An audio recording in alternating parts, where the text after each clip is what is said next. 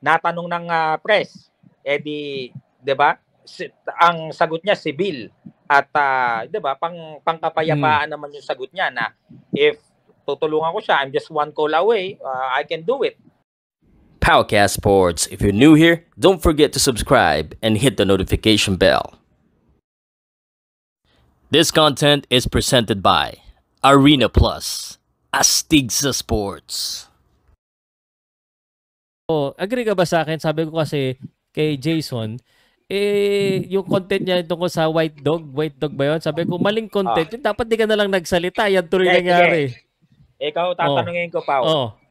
Sa tingin mo, sa ginawa na yun ni Jason na kalabitin yung natutulog na dragon na nananahimik, na wala namang ibang ginawa at wala namang sinabing masama, natanong ng press, di 'di ba?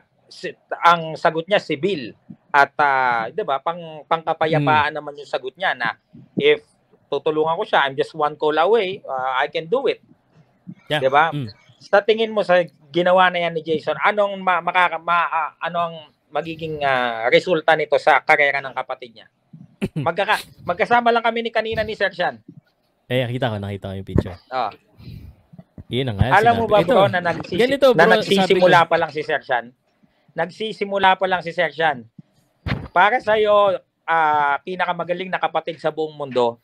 Congratulations sa'yo dahil ikaw talaga ang nagiging dahilan to prevent your brother from fighting Naoya Inoue. Yan ang facts dyan. Yeah, I agree naman with sabi ko nga, there are contents na hindi na dapat sinasabi, medyo over the limit na yon. Ang problema, sabi ko i-trash talk na lahat ng boxer. Pero para i-trash talk pa yung mga hindi naman boxer. Medyo nasa sa'yo na nga nanggaling pa kanina eh. Bakit si Marlon Tapales kakatalo lang pero highly ranked pa rin sa mga sanctioning bodies?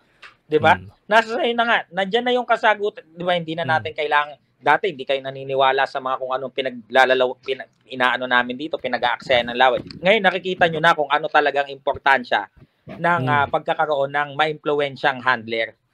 Ngayon, kung gaano man siya ka-impluwensyang kakampi, kapag kinalaban mo siya at inalaska mo siya, do you think hindi ka din maapektuhan? We saw that since 2021. Jason, hindi ka pa rin natututo. Tapos kakalabitin mo si Sir Sean na nananahimik. Ano sa tingin mo? Hindi lang si Inoue. Ako, hindi na ako magsasalita. Pero yung promoter nila, nakikipag-usap sa kampo ni Duhaney. Alam mo naman siguro kung sino ding may hawak kay Duhaney. Pausalud. May balita nga ako eh. Biba daw eh. Di ba yan yung tanong mo, Sir Pao, kanina? Kung handle ba ni Sir Sean? Nanggaling na kay SB. Ngayon, sa ginawa mo, Jason, imbis na may possibility, kahit yung mga stepping stone mo ng tinuturing, mapupurnada pa.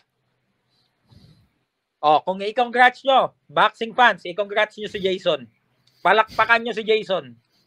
Saan ka ngayon mauwi? Tune up na naman. Tapos pag sinabi nyo, bakit ganon? Hindi nga kami makalaban ng malalaking laban. Paano kami magkakaroon ng malaking laban? Lahat ng malaking laban, hawak ni nung puti. Alam mo naman palang hawak ni Section lahat. Inaaway mo. Hindi ko sinasabing lahat. Halos lahat. Lalo na sa division mo. Hindi man niya hawak directly, pero may kinalaman siya. Yung iba, siya yung nagmamatchmake. Tapos, aalaskain mo pa. Alam mo, eagles ka talaga, Jason. Bakit? Yung pang-aalaska mo kay Sir Sean, Filipino audience lang ang nakakakita. Nung pinost ka ni Sir Sean, international boxing community ang nakakakita. Lahat ngayon tinatanong, sino ka ba? Ano bang naging ginawa mo kay, ano bang offensive na ginawa mo kay Sir Sean? Di nagkakaroon sila ng idea. Sino may apektuhan? Ikaw ba? At ang 0-2 na professional boxing career mo? Hindi. Kapatid mo.